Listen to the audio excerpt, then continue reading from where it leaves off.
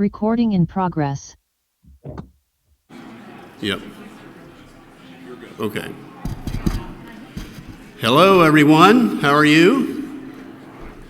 I have the easiest job in the conference. I'm moderating a panel with 6 other lawyers, and I have to fill an hour and a half and have a half-hour questions. It's real easy to throw raw meat to 6 lawyers and have them talk for an hour and a half. No problemo. It's the easiest job in the conference. We're going to talk about the legal aspects of PFAS, of which there are many.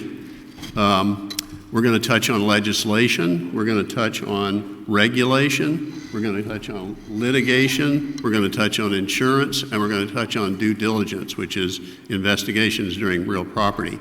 There are several new recent developments in Florida that we need to hit on. The one we're going to start with is the legislation that passed in the recent session. I'm understanding it hasn't been signed yet. Is that right, Laurel? But it passed the House and the Senate. So Laurel Lockett, you can look up her extensive credentials in the materials, as with all of our participants. Laurel Lockett on the far end is going to start off. Ron Noble will chime in at appropriate points, as will Howard Nelson, Robyn, Neely, and Ralph Demeo. We're going to move from Laurel's presentation on the legislation to Ralph, who's going to talk about the litigation, including a lawsuit filed today by the Florida AG. So we got stuff hot off the presses. Laurel, if you'll start.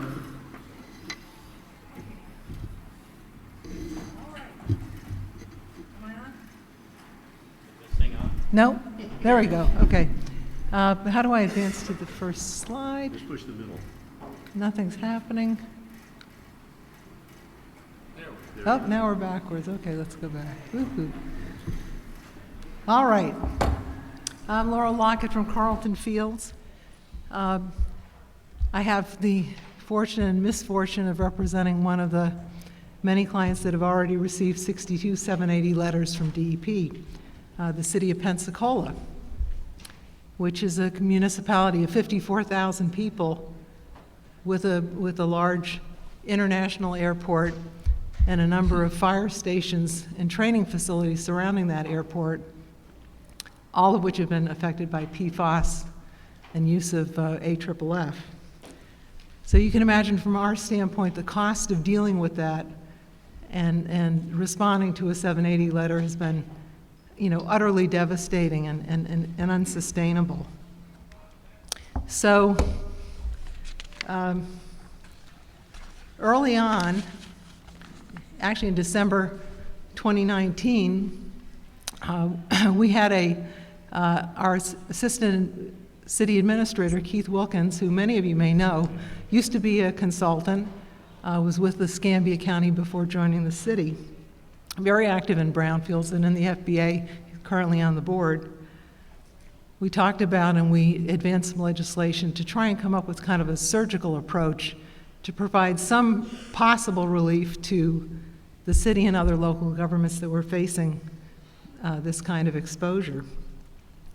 So, it was truly like a 2-paragraph bill, would allow local governments to participate in the brownfield program,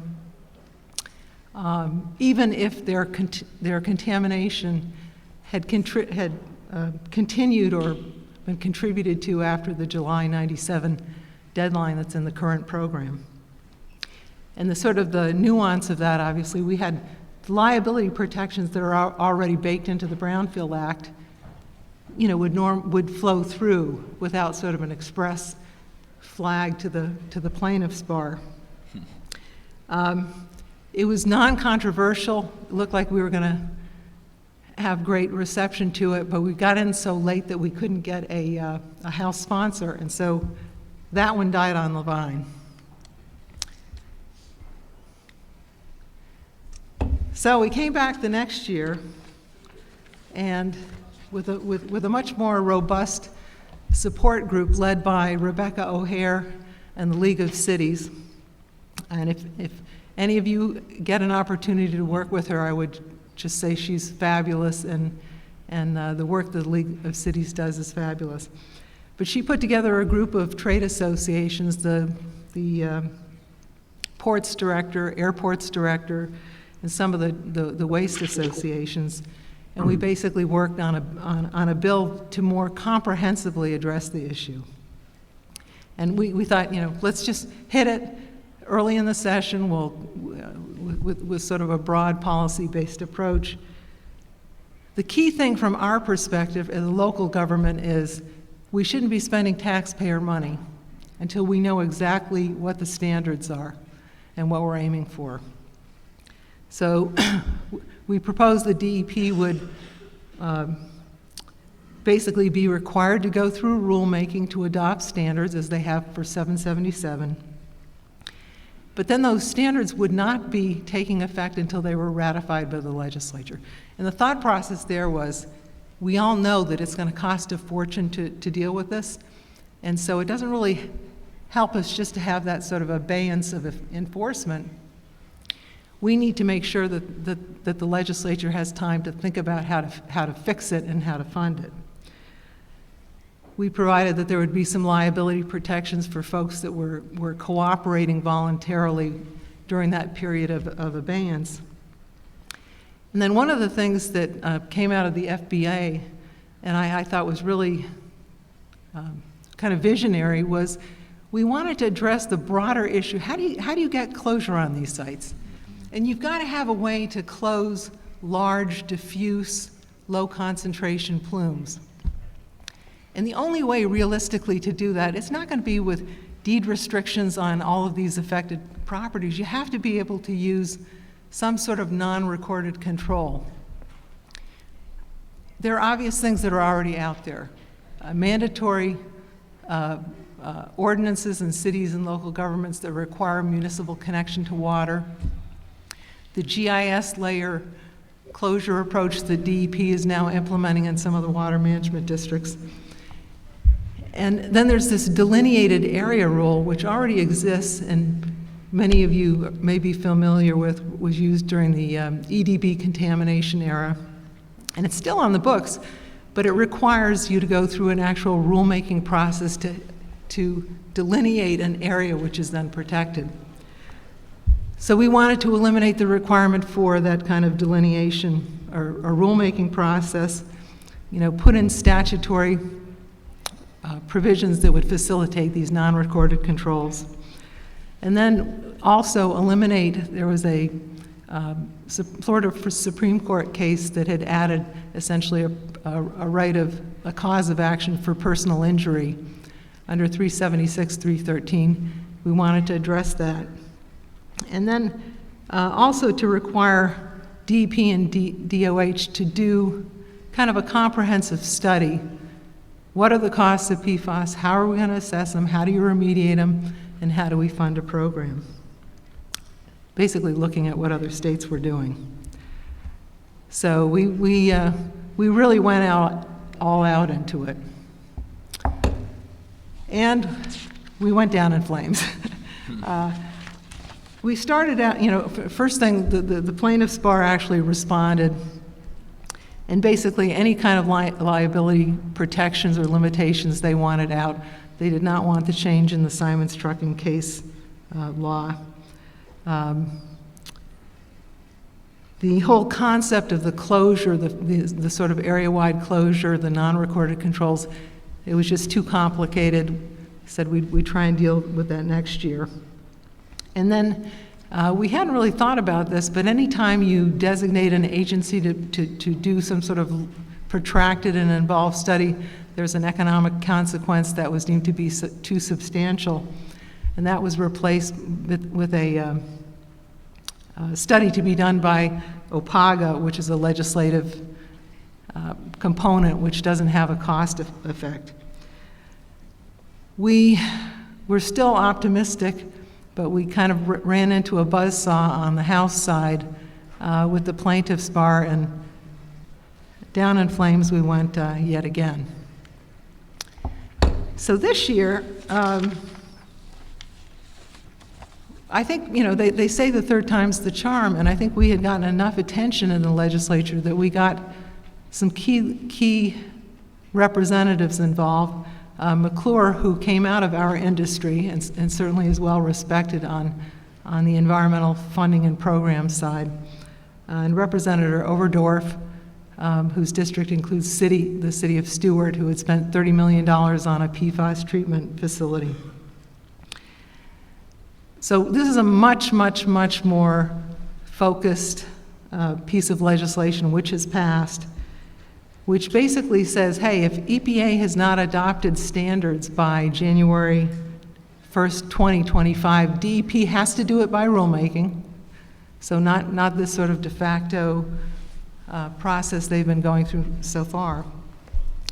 And again, they can't go into effect until ratified by the legislature, and I think the same concept is that kind of gives some time for funding or coming up with a funding mechanism. And then until those standards are ratified, no governmental agencies, and that's important, it's just limited to governmental and agencies and private water suppliers, can't be sued to compel cleanup, basically, or to pay for cleanup costs. There are some protections for the plaintiff's bar, as you would expect. And although that legislative process for determining the funding is not expressly laid out, that's sort of implicit in it. And we've all been sort of, we know the AG's office about a year and a half ago had put out a request for proposal to possibly bring suits on behalf of the state.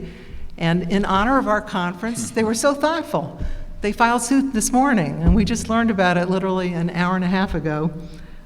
And so I think that's the next thing that we're going to be talking about here. But, theoretically, any of those suits that would be successful are going to bring in funds that would be sufficient to fund a statewide program to address PFAS.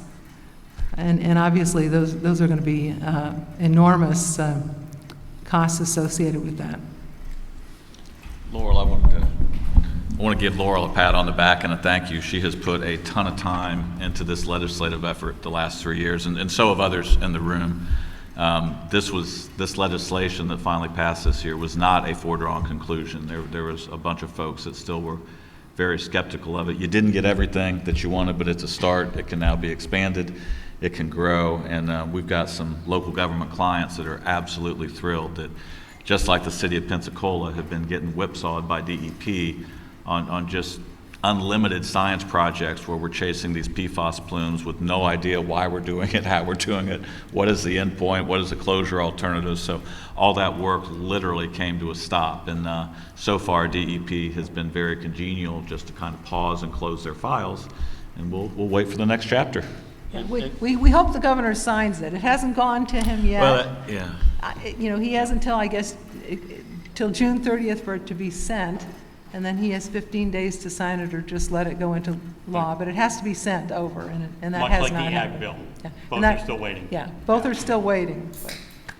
So what do you think the implications are for that legislation in the short term here, assuming he signs it? Well, I think it's interesting because the abeyance only really applies to local governments and private water suppliers. So a big question, I think, is, are they going to go after others that don't fall into those categories? Mm-hmm. It's kind of hard to imagine kind of a split, a Jekyll and Hyde kind of scenario like that, but it's certainly possible. Ralph, you want to talk about how this plays into the litigation that's pending and was signed today, or was filed today? Thanks, Frank. I would be happy to, and I want to also echo the comments about the hard work that Laurel put into the legislation, and my friend Jorge Caspari that's sitting in the back there, and some of you others. And thanks to Michael Goldstein, I hope he's listening, for some of his comments yesterday. The gods of PFAS have spoken because I had a different presentation to give you today. You'll receive it, I think, according to Gene. But I've been involved for several years in the whole PFAS issue. I've got probably 10 clients that have PFAS-related issues, 3 of whom filed suit in the multi-district litigation, and it's a public record, so I can tell you it's Hillsborough County Aviation Authority, who's represented here in the back by Keith, and City of Melbourne because of their fire training facility, more on that in a minute, and Martin County. Two of those three received 780 letters from the DEP in the first wave that went out to local governments, commanding them to initiate investigation and, if necessary, remediation, and they've been following suit dutifully, but they're very grateful and beholden to the consortium of interest by the Association of Counties, League of Cities, Airports Council, and others to get this legislation put in place, which will pause the department's enforcement. We've so informed them that after spending a lot of money in the last 2 or 3 years, we're going to stop that effort pending the rulemaking. In the meantime, the focus has shifted to the litigation. I was going to talk about the multi-district litigation a bit, which is pending in South Carolina federal court. There's about 1,400 cases there now, and that's just the beginning. Very similar to the cases we filed. The court last year selected 3 what they call bellwether cases, which means out of the over 1,000, 3 of them are the ones most likely to move forward with trial next year. And among those 3, our very own city of Stuart, which is located in Martin County, is one of the 3. So discovery has been proceeding furiously with the view towards a trial to be held in the beginning or middle of next year, and everybody's going to be watching that very, very closely. In the meantime, the late breaking news, and I've got it in my hand, and it's literally hot off the press, still warm from Gene printing it for me. The state of Florida, the Attorney General, has sued the manufacturers whom it identified as having marketed and sold AFFF foam PFAS products in the state of Florida, and they've sued them basically following the same theories and asking for very similar, if not identical, relief to that which we have asked for in our lawsuits. This has potential great significance for a lot of reasons. Let me just quickly tell you some of the causes of action that were brought. Again, I just got this, so I haven't even studied it. Strict products liability for defective design, which is a pretty standard products liability claim that most of us brought. Strict products liability for failure to warn, basically that they knew or should have known that these chemicals were toxic and could cause environmental harm and public health concerns. They're asking for restitution and negligence, which is a kind of a typical tort claim. And also they brought some other causes, which you kind of throw in there in these cases, trespass. And they've also sued DuPont under Florida's Uniform Fraudulent Transfer Act, basically alleging that they tried to avoid their liability by transferring some of their assets and liabilities. What's of most interest to me, I think to most lawyers, is the prayer for relief. So the key ones here are that the defendants, and about 8 or so chemical companies, same ones that the rest of us have sued basically, that they be enjoined, meaning mandated, to fund the state's investigation of and remediation efforts related to contamination statewide, or to perform those activities themselves, to recover all measures of damages for injuries to, destruction of, or loss of the state's natural resources. The state has the ability, unlike the private parties, to seek natural resource damages.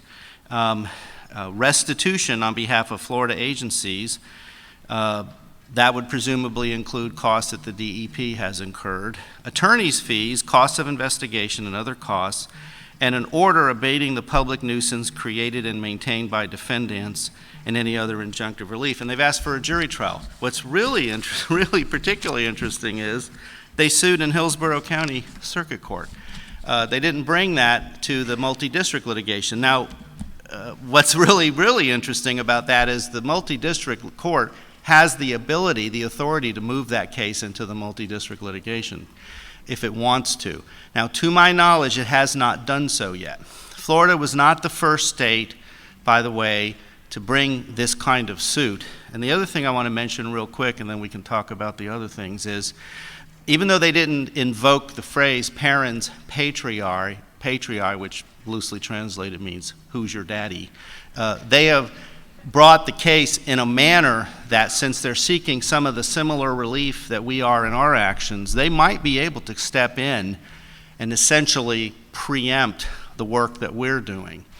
And it's for that reason that when the AG reached out a couple years ago to most of us attorneys who already had cases pending to see if we had what our thoughts were, to my knowledge, we all said thank you, but no thank you. We'd rather just go on our own, because you lose control over your case. You lose control over the relief if you're not in the driver's seat as the plaintiff. So we don't know what this means. We're going to have to evaluate it, but that's what's happening. It's very exciting. Comments from the other panelists on the litigation front? Laurel? Just one other thing. This, a number of other states were very early on to the parents patriae bandwagon. Vermont, New Hampshire, New York, there are others. I mean, and when you think about it, that has to be the way these things get funded. You can't have a statewide program to address this without a huge pocketbook, and no one has it. I mean, so that's got to be the vehicle. And when I first saw these other suits a couple of years ago, and y'all may have heard me on a panel say, I don't see any other way that this could go. And those states had Republican governors, and I thought, well, maybe it's not such a long shot that we would do it. But I think given the reality, that's kind of how it had to go. Responses, Robyn? You want to chime in? Howard?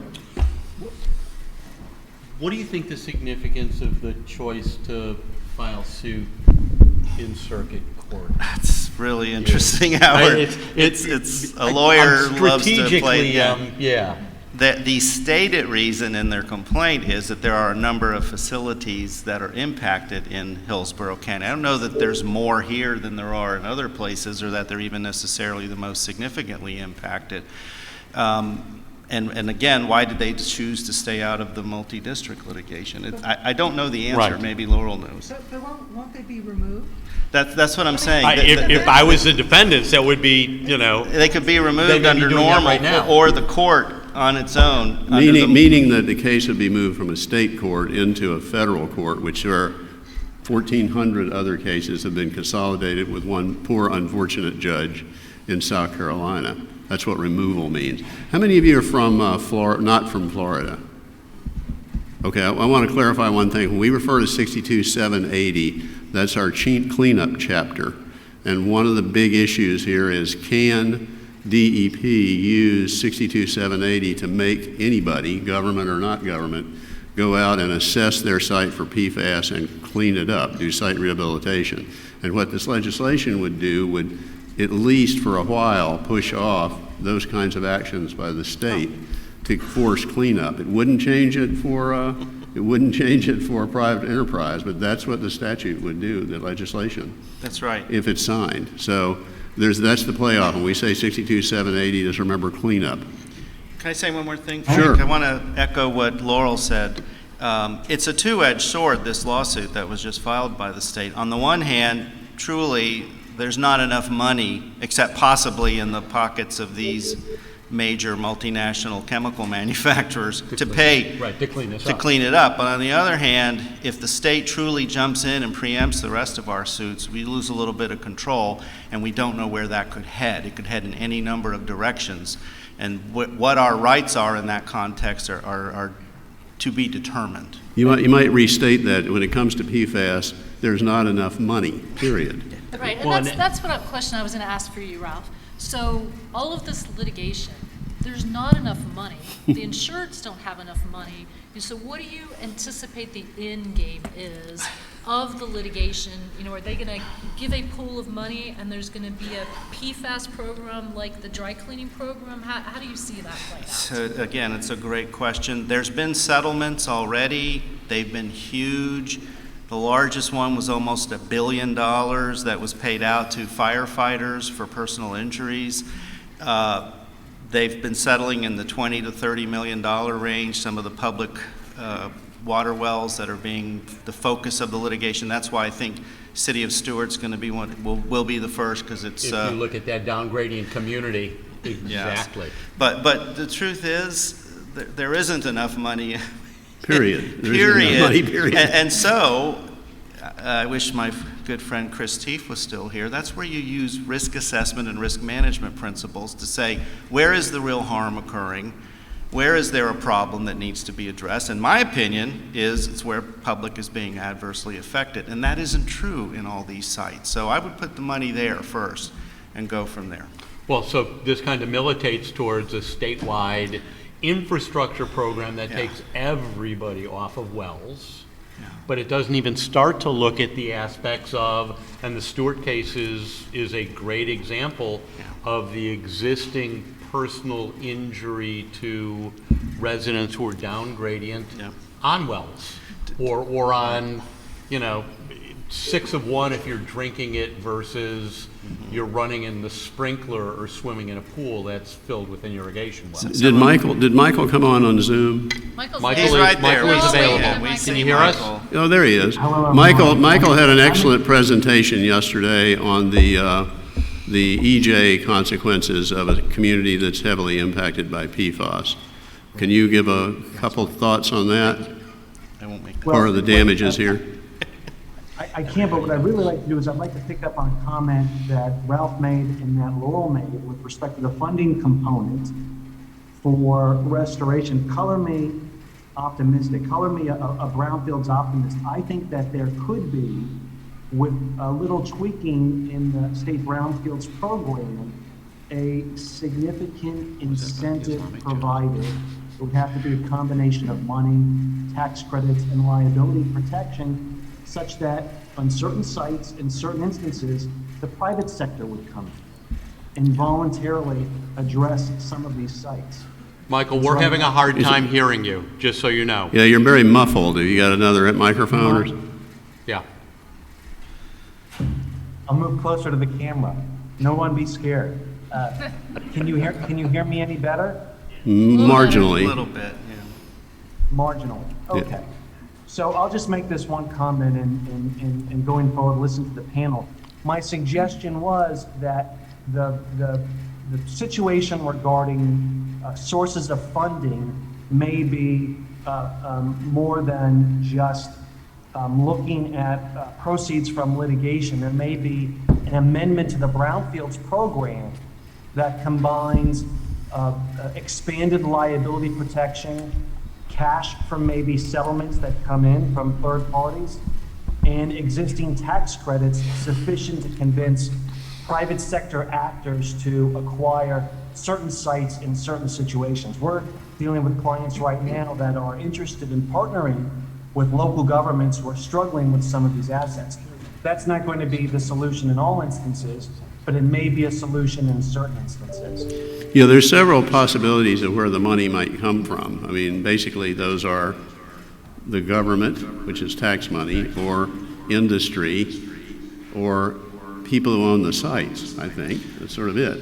And the people who own the sites are often government or industry. They don't have it.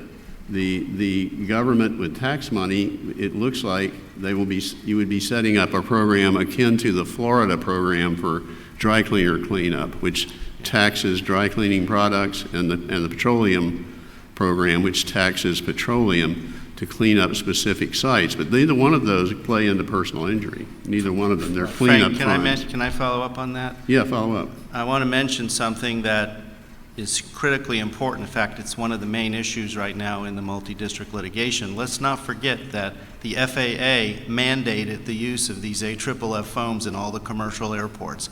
That's right now where the focus has been of the litigation. And, hate to say it, but maybe the federal government needs to step up. Well, and that's what happened. With some money. That reminds me of the Florida rule on cattle dip vats. Yes, exactly. Back in the day, in the 20s and early 20th century, farmers who were raising cattle in Florida were mandated to dip their cattle before they could leave the state in pits, which were designed by the feds. They sent you a drawing of what to build and what to put in it. It started out being DDT, later was arsenic and then DDT. And then those sites became very contaminated. And that's one reason for the statutory limitation on liability for owners of cattle dip vats now in Florida. So that's a limitation on liability.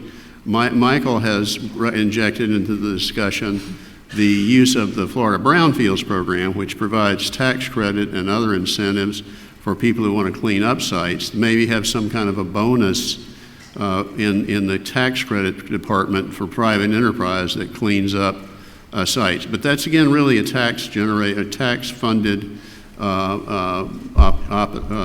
option. The other thing is what happened with the tobacco litigation and what happened with the asbestos litigation, is where there were a bunch of companies who basically went into a sort of structured bankruptcy proceeding with liquidation and restructuring that basically sucked all the money that was available out of those industries.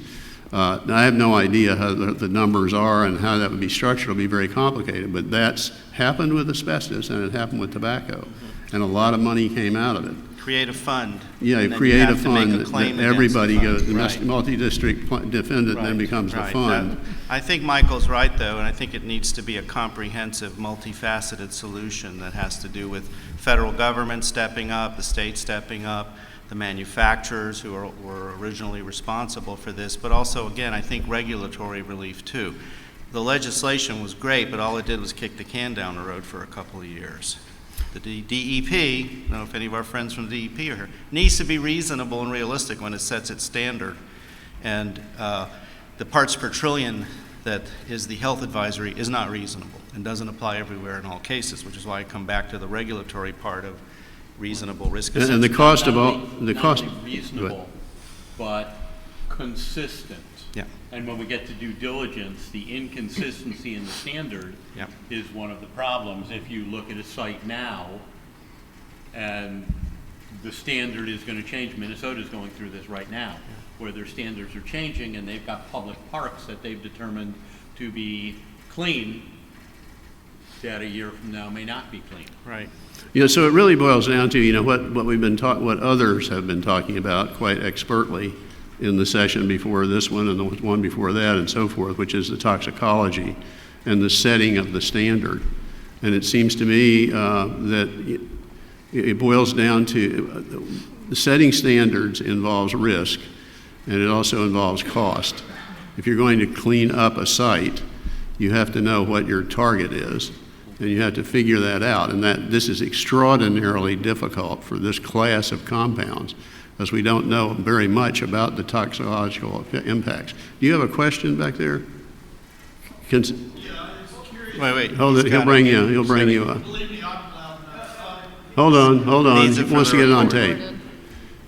They won't get you on the permanent record otherwise. It has to be on tape so that the litigation can proceed against you as well. You'd have to get in line. Aren't we holding people and companies responsible for technology that didn't even exist with the cattle vats and with asbestos and now with PFAS? The earlier presentation said PFAS has only been on the radar for the last 10 or 15 years. And some of this stuff is going way back before that. And it's terrible what happened to people, but my God, how can we hold people responsible for technology that didn't even exist? Nobody knew that asbestos was bad when they first started using it, or cattle dipping, or creosote to treat lumber in the 1800s. But how can we, in right mind? Well, you raise a good point. I Yeah, think but- it has but- a That's not fundamental unfairness. I mean, I think that you've got to say that the basis of all environmental liability on the state and federal level is strict liability. So, I mean, I don't see us rolling that back and saying that companies are not going to be strictly liable. I just don't see that happening. But I understand the question, and I really think the part of the answer is what Frank said and what Chris Steve said is, what is the risk? What is the exposure? And I don't think we know the answer to that question. And so when Michael suggested and Laurel in the legislation suggested the brownfield program is an appropriate vehicle to perhaps help facilitate the cleanups on the site, my mind is like, well, what are we signing up for as the cleanup? You're going to sign a contract with the state of Florida that says you're going to complete a 62,780 site rehabilitation. What is the end point? Mm-hmm. What are you going to, That's what my concern is. And that's where the And you toxicology can roll comes. that back to Superfund and Yeah. dissect the Superfund. What are the Yeah. biggest expenses in Superfund cleanups is consulting and attorney's fees. Yeah, I want to mention, actual I cleanup want to is set a the fraction. record straight, though, on something, no offense, but you're absolutely wrong. I was one of the original claimants in the Johns Manville asbestos litigation. They knew in the 1920s, that asbestos, friable asbestos could cause mesothelioma and cancer, and they hid it, concealed it, which is why they went out of business and they paid billions of dollars. Frank made an excellent analogy, the tobacco industry, up until recently, the breakthrough was they found a letter in the files of the general They knew counsel. exactly. They knew Right. in the 30s and 40s that all those ads in the 50s about smoking is good for you was false. Same with asbestos. And same- Your Same point- with Same thing with PFAS. They've Aldrin known and for Aldrin 40 or and 50 years about the Your risks. point is really well taken, though. If everybody on this panel had $1 for every one of the Superfund circle of conversations we've had with clients over the years, and they have said, it cannot possibly be the law, Ron, that something that I did years ago where there was no regulation that prohibited it, and wasn't even aware of it, and somebody else did wrong with my material, you know, their position as the founding fathers would be rolling over in their graves knowing that liability had been transferred. But the state and federal government made the decision. I had that exact Founding fathers, experience. though, okay. I had that exact experience in my first law firm when I wrote my first memo on liability under Superfund in 1982. The senior partner, I came in, gave him the results of the memo, and he turned to my supervising partner and he said, "Get somebody who can do this research. That cannot possibly be the law." But this goes beyond CERCLA retroactivity. Yeah. The failure to warn claims, which are in all of these cases, are absolutely well-founded. It's not about we didn't know. No, it's about they knew and they didn't warn. That's different than saying we didn't know, but the law imposes. This is not a CERCLA case. This is a tort case, a product liability case. Yeah, those cases turn on those kinds of issues. The CERCLA situation, and in some cases toxic tort litigation, can rely on the concept of strict liability, which means it doesn't matter if you didn't know because you're handling inherently dangerous instrumentality. The common law cases on that go back hundreds of years. Like you don't cage a tiger and then say when the tiger gets loose, well, I didn't know this would be a problem. So there's and a that's strict what this liability, is. and that's what they're That's what pleading this there. is, yeah. But So- I don't know if they've proven yet that the manufacturers knew about PFAS. That'll come out in the case law. Well, Yeah. at a certain point in time, and that's why it's so difficult, there's no bright line. Yeah. I don't Yeah. think the manufacturers knew at the point that they were developing the foam Yeah, that it had this type of a toxic end unit, but they certainly knew it before they stopped selling it. Yeah. plus in many of these cases where you have these products, there's a great benefit of the product. Asbestos is a great example. Why did they spray the inside of Navy ships with asbestos? So they wouldn't catch on fire and burn people up. And then- Dioldrin was a Yeah, great thing at getting rid of mosquitoes. Yeah, which caused disease. You know So- the old joke, old expression, follow the money. Trust me when I tell you, and I represent defendants too, not in these cases. They wouldn't be paying billions of dollars in settlements if they thought any of this was a defense. They don't have a defense. They've lost every single case, and they're going to continue to lose every single case, I predict, including this one by the state. The only question is, at what point do they cry uncle? And When do they run out of money? When do they run out of money? And When is their insurance company they're stop fighting paying? with their insurance company, but they know that they're responsible. And that's another thing, in this kind of product line, there is a thing called product liability insurance. So they have insurance to cover these kinds of mistakes. Maybe, I mean, they should. They're in court with their insurance. Yeah, but and of course, Probably not enough and the insurers want to litigate that. They do, no, it doesn't really, see this part here, it doesn't cover it. But it's not the ordinary environmental insurance coverage, it's products liability coverage. That's I think right. Jorge- Yeah, one- Jorge has a question. Okay, one more just quick comment. We do have an analogy for dealing with these kinds of issues in the EDB scenario. I mean, we have like 500,000 acres in the state of Florida, over 30 counties that have delineated areas where you cannot install a well for potable use due to a diffuse contaminant, low-level concentrations that are out there. That's the kind of thing that we need to be able to have for this, for 1,4-dioxane, for those rapidly moving, highly mobile, low standard concentrations. it's two things. You've got to have a strategy for dealing with the source. You've got to have a strategy for dealing with the broader area. And that's the thing that I think DEP, frankly, has sort of stuck its head in the sand and has been resistant on implementing. And that's something, you know, we may just have to deal with on the legislative side as we had proposed in last year's legislation. And on an infrastructure building side. Yeah. Yeah, but let's change our focus just to move it a little bit and talk about regulation. Are there other questions? I think there was a question back. A quick question. Yeah. I think, this morning I spoke of the lack of funding, and I think that the latest breaking news is just amazing. However, we all think that there's not going to be enough money to pay for the rehabilitation of some sites. So the question that I have is, knowing that through discovery we're finding out that the manufacturers knew this stuff was bad, and maybe the government knew this was bad through their mil specs. Can the federal government, i.e. the U.S. government, be sued and forced to pay or contribute to claims? They can under the Federal Tort Claims Act. I actually did that in the EDB cases many, many years ago, which was the only other time the state had a parts per trillion criteria for a contaminant, an emerging contaminant, and we prevailed. We prevailed based on the fact that the USDA and the EPA mandated the use of it, and that comes back to what we were saying before. I think the FAA is vulnerable here in any other, possibly even EPA. So yeah, the short answer is yes, that's a heck of a fight. To paraphrase Mark Twain, don't pick a fight with someone who prints money, but it can be done. Mm-hmm. Let's switch our focus just a bit to regulation. And let's talk about what do you foresee coming in terms of EPA's setting a standard, a hazard, defining these compounds, some or all of them, as hazardous substances, and then a reportable quantity issue, a cleanup issue, a Superfund issue. What do you see coming from EPA, which seems to be ready to go to make these be hazardous substances under the CERCLA? Who wants to take that one?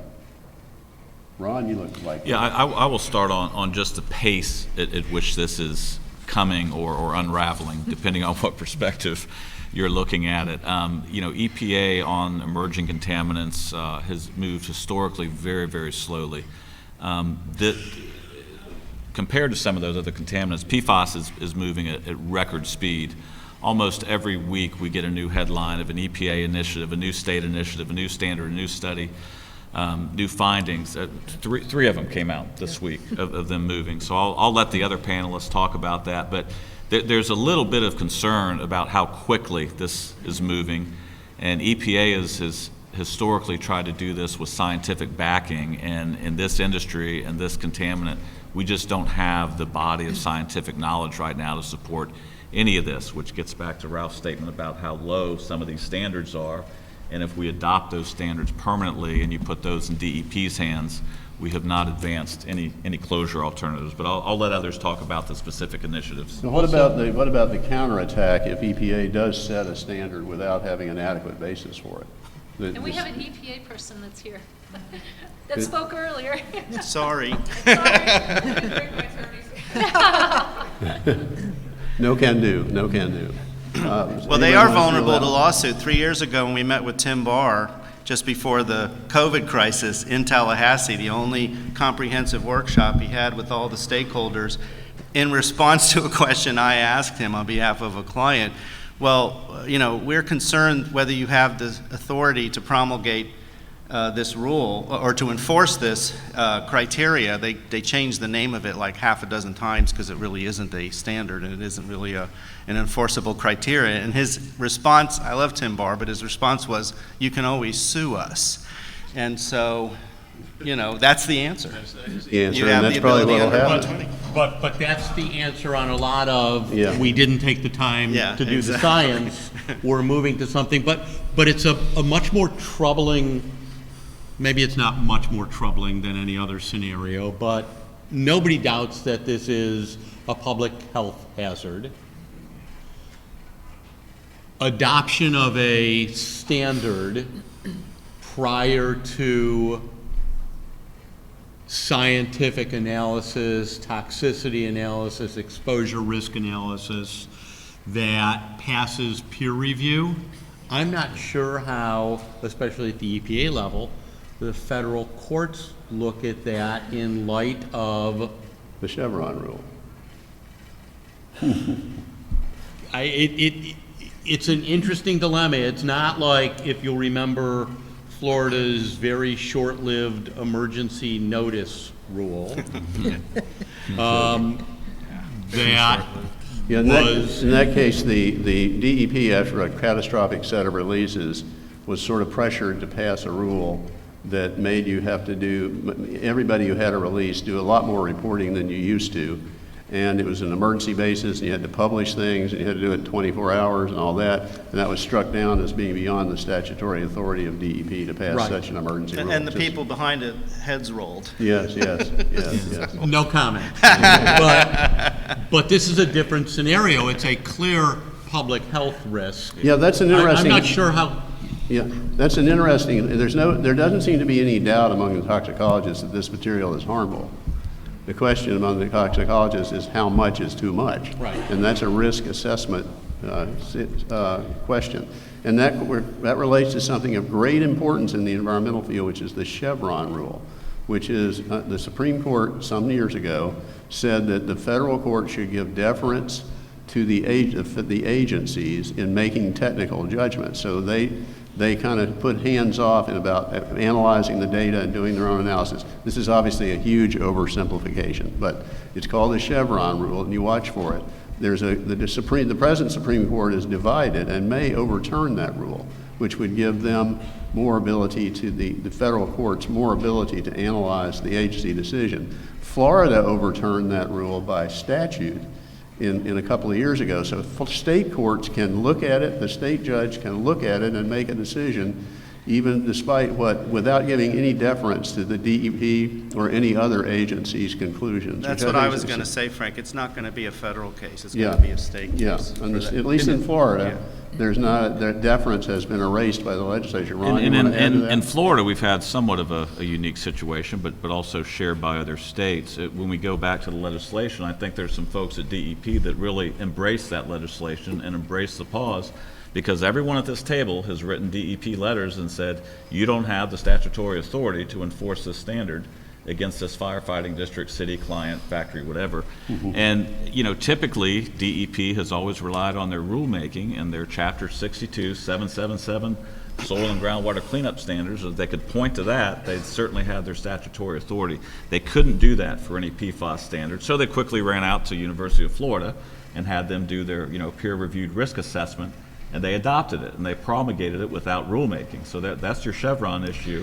Yep. And I think there's a lot of people just taking a sigh of relief right now. And they're willing to put Yet it the on the shelf. DEP is actively lobbying the governor to veto the bill. Actively lobbying the governor to veto the bill because I agree. Yeah. They don't like the pause. Yeah, again, for you non-Florida folks, 62780 is the cleanup statute.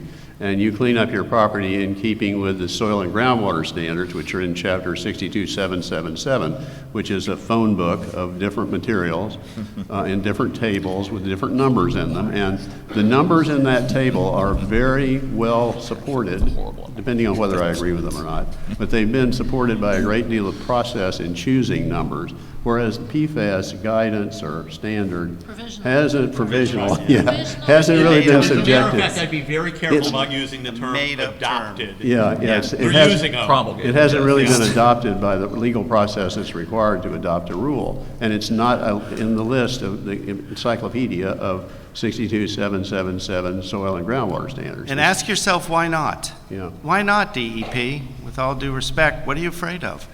Okay, well, now the legislature, we tried for 3 years, now the legislature is saying, now you have to do that. But significantly, it won't come into effect until the legislature adopts it. Ratifies it. Which is, I've got to go over and just watch that debate. I mean, it's hard enough. This group here is probably among the most informed on these topics, and it'd take us a year to debate what the number ought to be, wouldn't it? I think it would. Think about the legislature. I want us to put their failure to actually, by rulemaking, adopt a PFAS standard into the context of how many informal CTLs do we have rolling around that haven't been adopted anyways, that we've been, that there's been a push in the Contaminated Media Forum for adoption for a decade?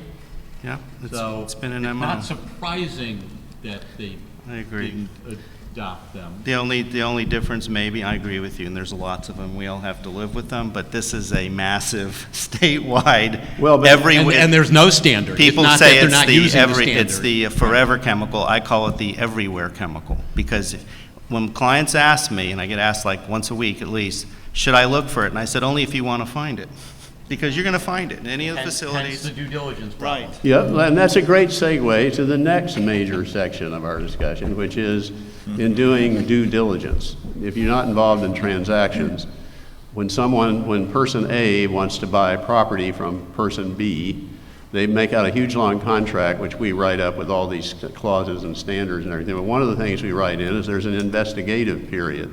We're going to sign the contract, and then we'll have an investigative period to look into the problems and everything with this property and decide if we want to buy it. And that's typically the place where people do phase 1 environmental site assessments and maybe test and do phase 2.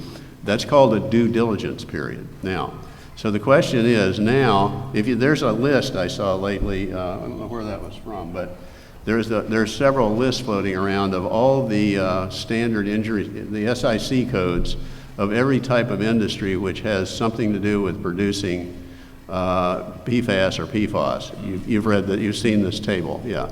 And it's everything. I mean, it's everything.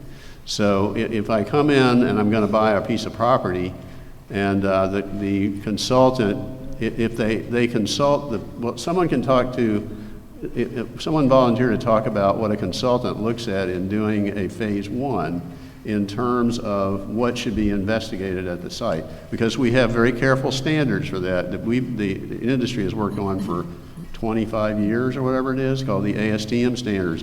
What will the consultant look at to say there's a recognized environmental condition? Howard, do you want to take that one?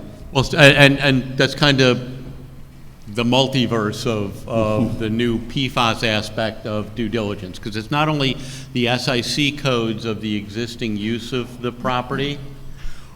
We go back through any records to see if there were any visible fires. Are there any charred materials? One of our bigger PFAS sites that we saw was I won't use the brand name, ice cream shop that had changed out all of its plastic tubing and had thrown it in the dumpster, and there was a dumpster fire, and that dumpster fire ash was just dumped out on the site. But has there been a fire response? I'm looking at sites, Ralph, you'll be happy to know, in Martin County, where there were firefighting responses on site, and we've tested for it along the border in the canal banks where foam might have run off. It's an entirely too large and too gray area to have a consistent basis on when you look for it and when you don't look for it, because Ralph is right. If you want to find it, all you need to do is look for it. Well, but the other side of that is that the consultant going out and looking at a phase 1 investigation, they're going to have to figure out, does PFAS look like it's something I ought to consider as a potentially or a recognized environmental condition? Robyn, you want to hit that one? Yeah, I mean, I was going to follow up on what Howard said, but my perspective from a due diligence standpoint is you need to have a specific and deliberate reason on wanting to sample for it. You need to be strategic about it. Chris Teef said earlier that if you sample for it and you don't detect it, you need to get a new lab.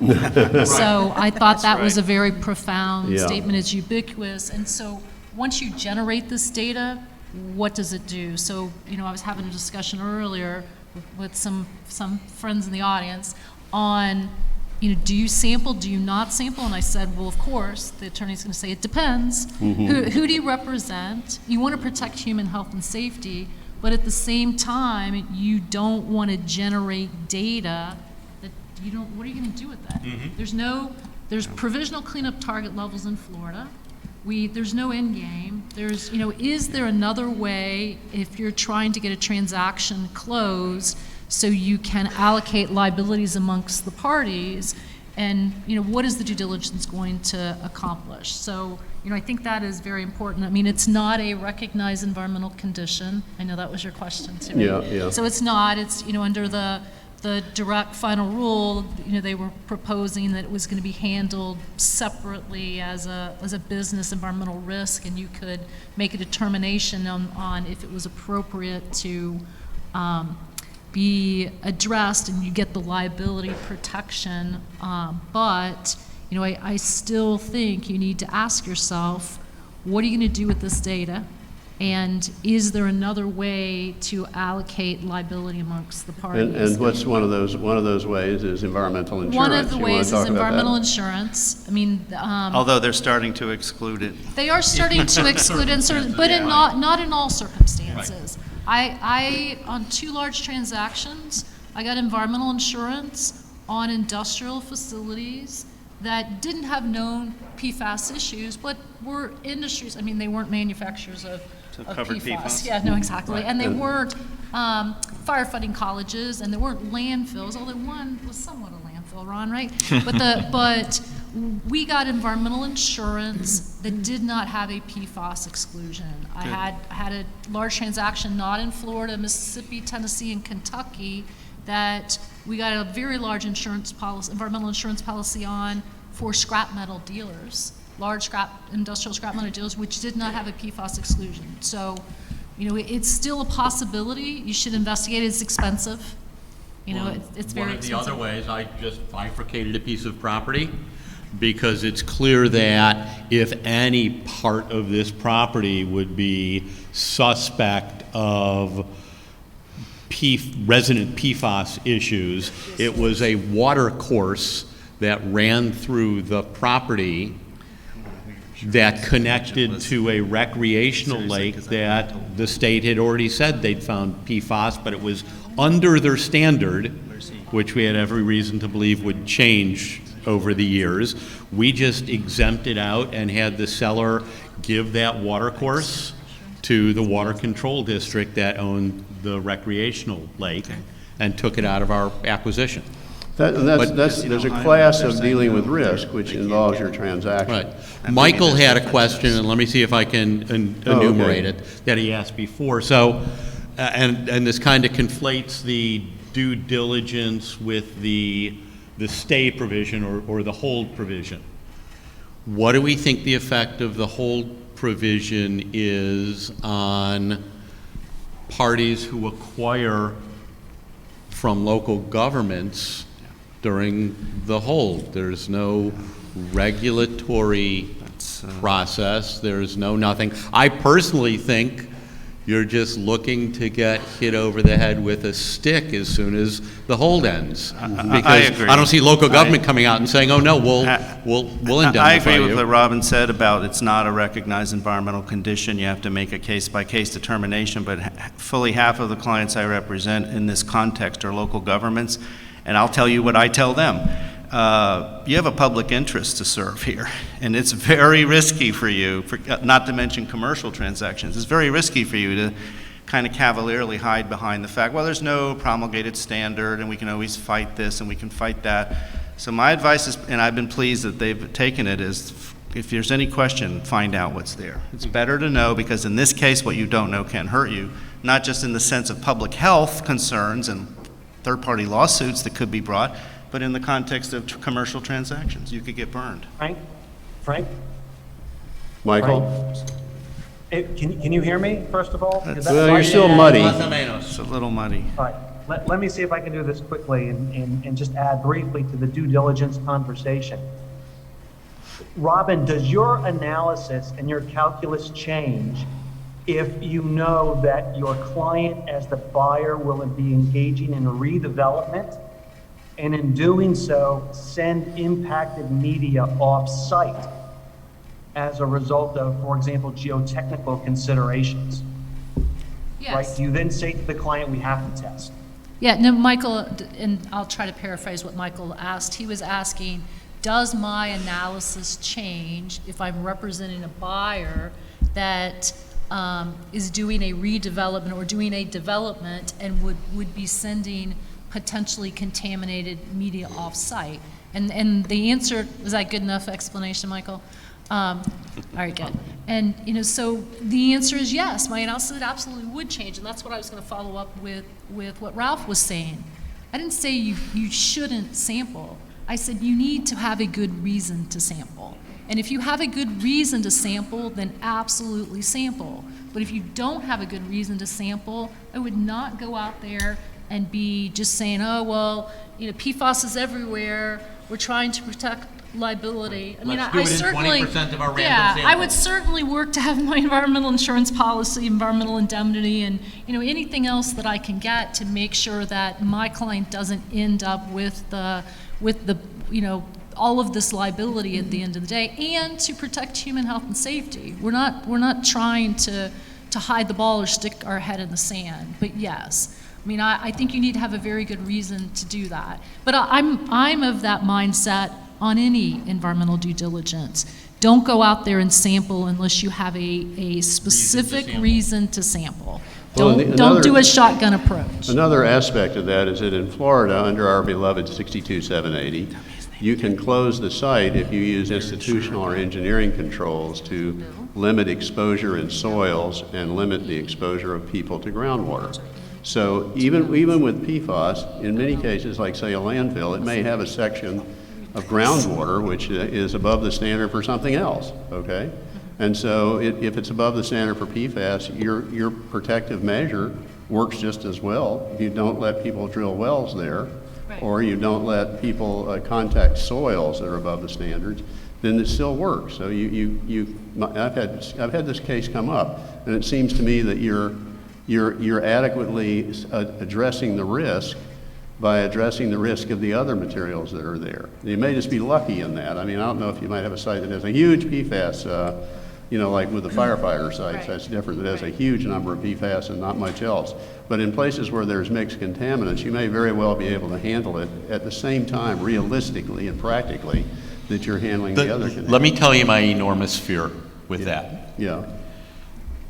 There are sites, what? Oh. Michael has been interested. The sites that you're clear you're just a transferee of groundwater contaminant flow that is generated up gradient of you and flows through your site and off, and you are not in any means a generator, I think that method works fine.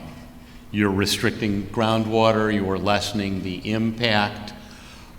I'm not sure I'm comfortable if you get sued and your plaintiffs come back and want to test the soil on your site underneath your cap and find enough PFAS constituents that you're a co-generator with the up gradient site. That certainly could happen, yeah. I'm speaking of the case where if you think you have a source that you can cover and not connected off-site. Incidentally, anybody here give any thoughts? Does PFAS come into the calculation on vapor encroachment? Has anybody looked at that? There's somebody raise your hand there and then put it down real quick. Or you want to change your mind? Oh, okay. Can somebody get him a microphone? Give this man a microphone. This man a cigar. Yeah, I give think that he man. had a question too over here. Then we have another one over here. I think there's two people there. Okay.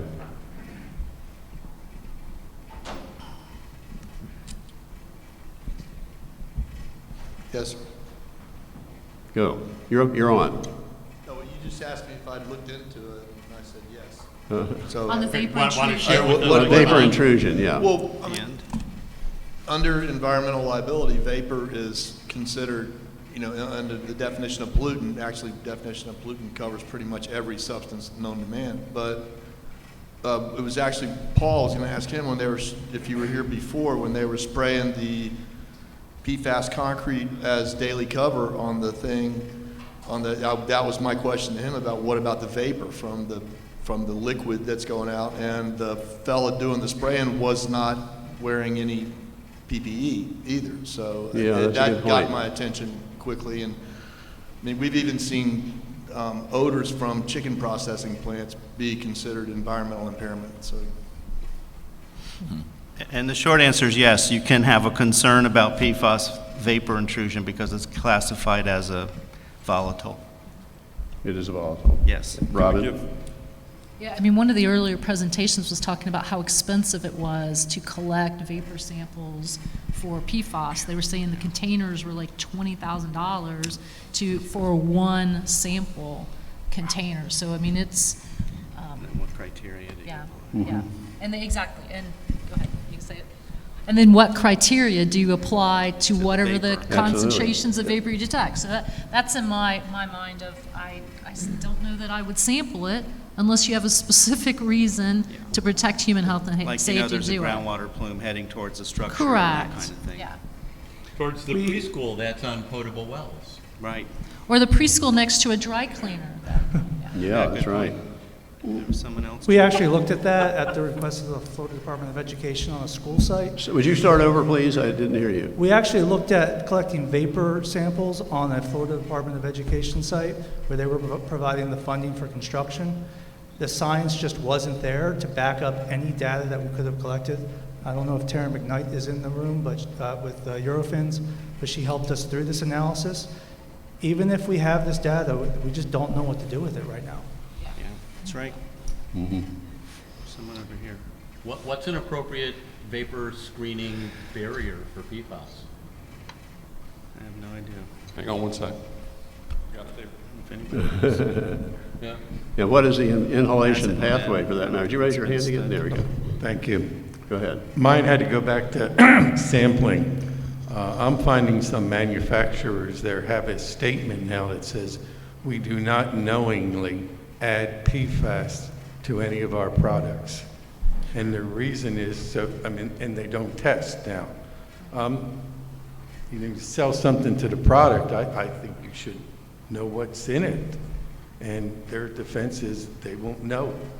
That's a really good point, because there is a difference between the manufacture of the foam, where the PFAS was a critical, important component, and people like, say, a McDonald's, or that bought things to wrap their burgers in. I don't know if they'd be looking to find out about all the ingredients that go into it, or people who made outerwear, raincoats, all these things.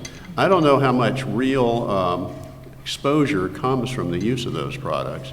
And I guess that's a whole other realm There's been claims like that made, and there's been settlements. Firefighters, part of the firefighter settlement was again, it had a great help. It was a great helpful chemical, much as asbestos, which they used to put in children's clothing, right? Yeah, yes. They were being exposed to unacceptable risk by wearing the clothing, the firefighters. So now they're phasing that out.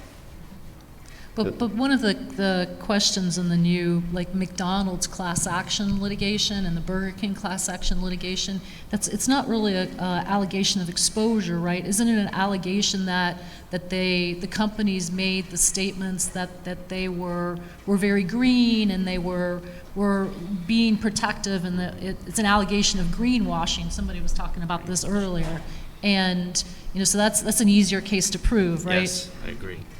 Do you want to say something else? Exactly. You and I must have been reading the same articles. Part of the lawsuit for Burger King and McDonald's is false advertising, especially when they went from Styrofoam to the green and we're better and all that.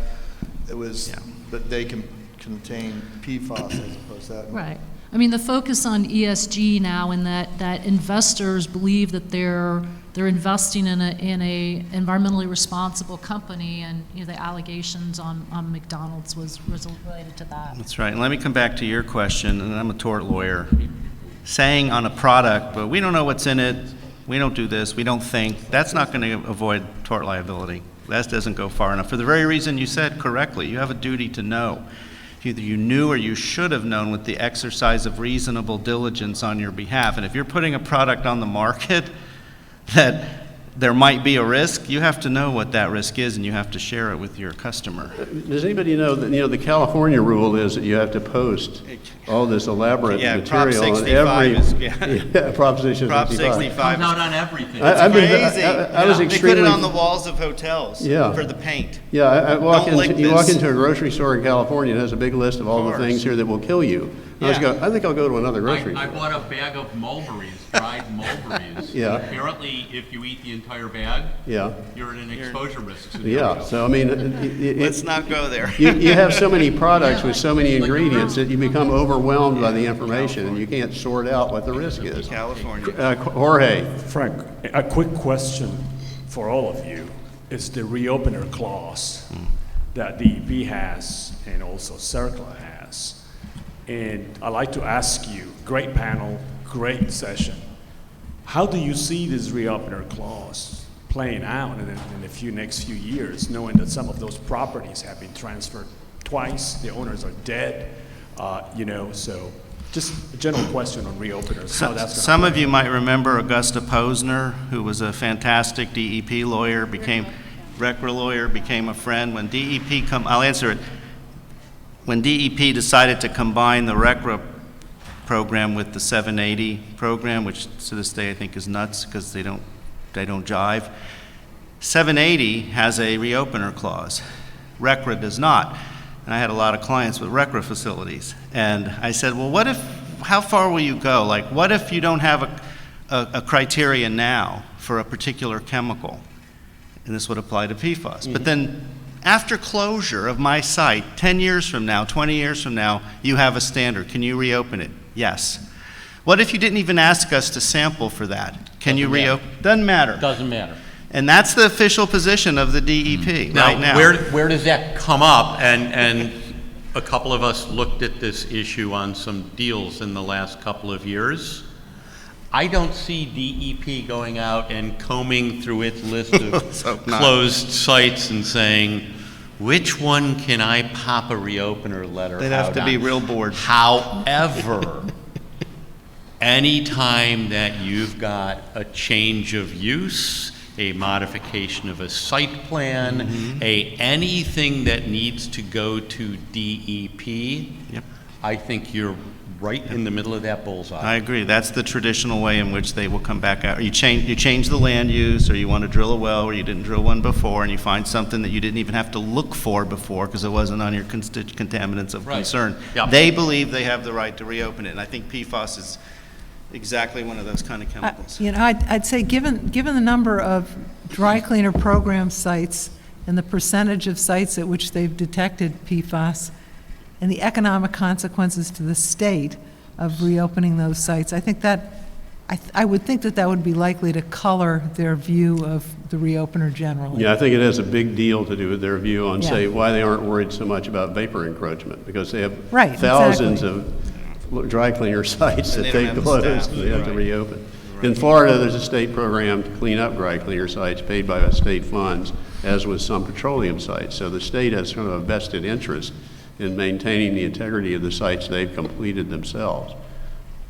Other thoughts on that? Go ahead. Jorge, I think Laurel's right. The risk of DEP initiating a broad-based program-wide reopener would be suicide for the whole waste cleanup program, right? That's not going to happen. I think the more likely scenario is going to be folks that have spent a lot of time and money and effort to obtain their site rehabilitation completion order with or without conditions, and then through a transaction, a due diligence, something comes and they hold up their SRCO and say, not me, I'm done, and someone's going to say, not so fast. DEP may not even get involved in that battle, but that's going to be on the horizon sooner rather than later. Ron's right. Read the fine print. It gives them the right to reopen these things in every one of those SRCOs you get. Yep, that's one of the reopeners, fraud and changing the regs. Robyn? Right, and I would just echo what Laurel and Ron and Ralph and Howard just said on the reopener. It's always a risk, and I'll speak for Michael, who we can't hear his sound very good, but that is what keeps Michael Goldstein up at night, is the potential reopener on brownfield sites. So That's not the only thing that keeps him up. That's one of the things, but I do think that the Florida Department of Environmental Protection's resources are not limited, are very limited, and they're not going to focus on it now. But I was involved on a site recently where it's a dry cleaning site that is not in the state-funded program. So the DEP is revisiting all these sites and then referring them to the surplus process to potentially be listed on the MPL for sites that, you know, there's been no request to the responsible party, no sampling or anything. So, Jorge, anything is possible. And Mr. Goldstein would like me to remind us that some of the more local programs, Miami-Dade maybe or Broward, may have endless time to focus on reopeners. Good point. And seemingly endless resources, I might add. Did I get that out right, Michael? You can use hand signals. That'll work real well. Go ahead, Robyn. Something back there? Yeah, Frank, I've got a question for the panel. This is from one of the Zoom participants. Can you move closer, or I can't hear you in the... Can you hear me now? No? No, All right. There This you is go. from one of the Zoom participants. He has a question for the panelists regarding federal liabilities in cases where regulatory mandates called for the use of PFAS-containing vapor suppressants in plating operations that resulted in PFAS contamination. That's another special case of the federal mandate to use the material that's in plating to suppress, for environmental reasons, as I understand it, suppress certain vapors coming off of plating operations. Plating operations are pretty bad to begin with because you're cleaning the metal with solvents and you're dipping it in vats of metallic salts and putting electricity through it. And apparently they did use that. I've read about that. They used it as some kind of suppressant for keeping toxic materials from going into the air. So that, again, that's a place where the Fed said you had to do that.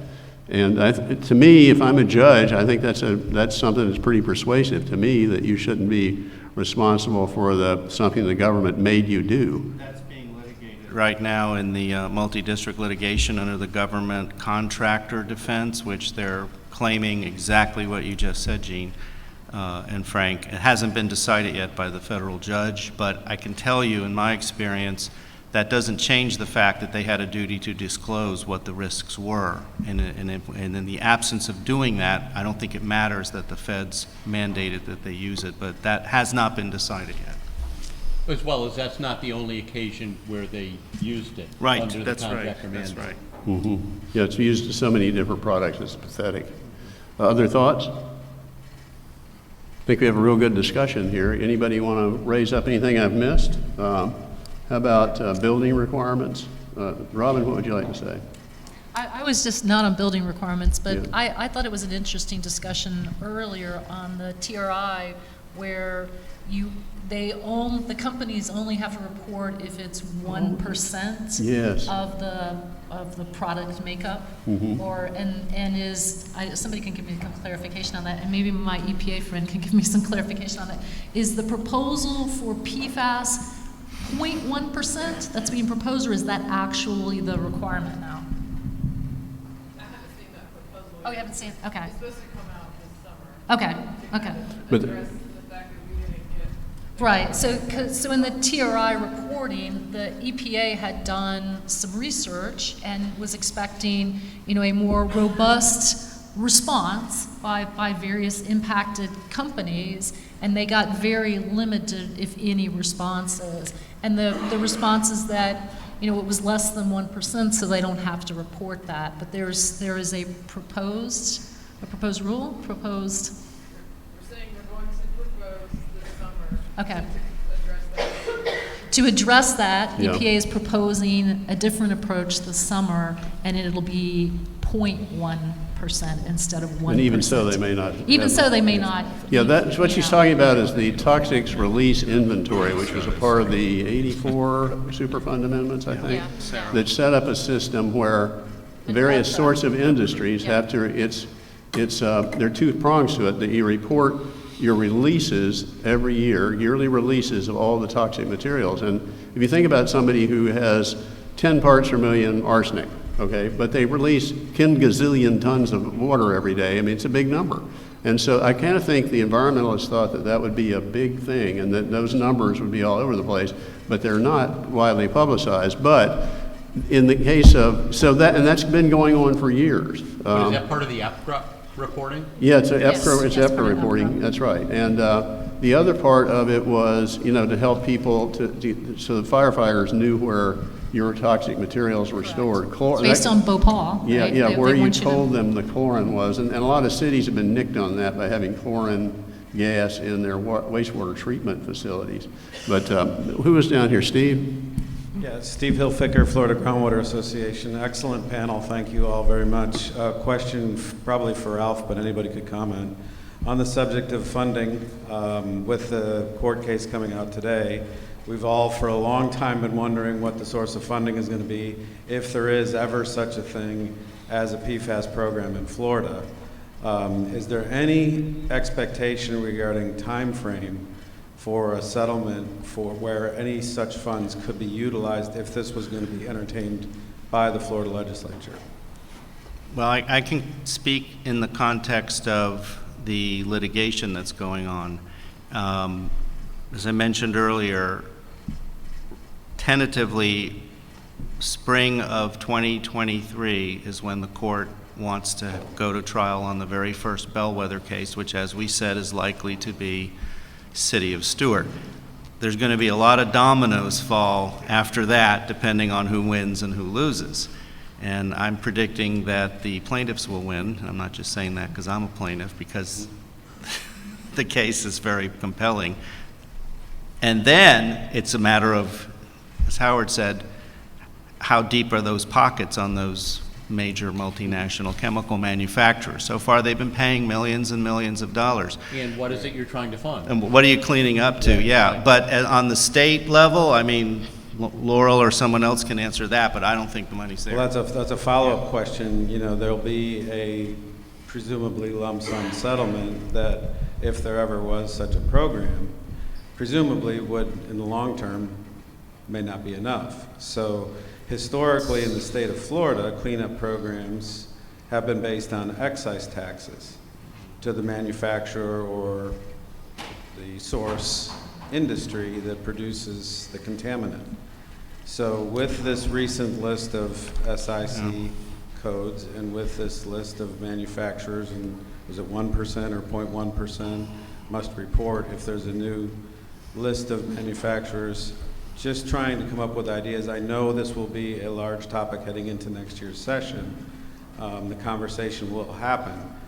And so, you know, and on the subject of excise tax, is that something that any of you see as being feasible in a program like that over time? It depends on what it, again, on what it is you're funding. You know, there's so many different things to fund to fix this. Mm-hmm. And if you look at them, there's assessment work. I don't see that coming in from an excise tax. There is personal injury reimbursement. I don't see that coming in from an excise tax. And then there's whatever type of, I'm just getting away from the back that I need to pick up the microphone. There's the remediation, and what type of remediation. I don't see the state ever coming out and doing an omnibus, we're going to clean up all the PFAS impacted soil. I never see that happening. And we go back to the Chris Teef, look at the exposure risk. And the exposure risk is largely groundwater uptake. So I see remediation focusing around connecting all of those localities that are on well into a unified potable water system. And that's been an infrastructure goal of this state for a very, very long time. And the question is, do you do an excise tax for that? Do you do an ad valorem assessment for that? Do you do a variety of things for that? And I just think you pull from this pot, this pot, this pot, and this pot, and the state goes out and tries to figure out how to hook. I think you have to, and that's a great question, Steve. And I do think, as Howard said, it's going to be a multifaceted approach. I think where the state comes in is it needs to accept the water management district's delineated areas and leave us alone in those areas, because ain't nobody being exposed.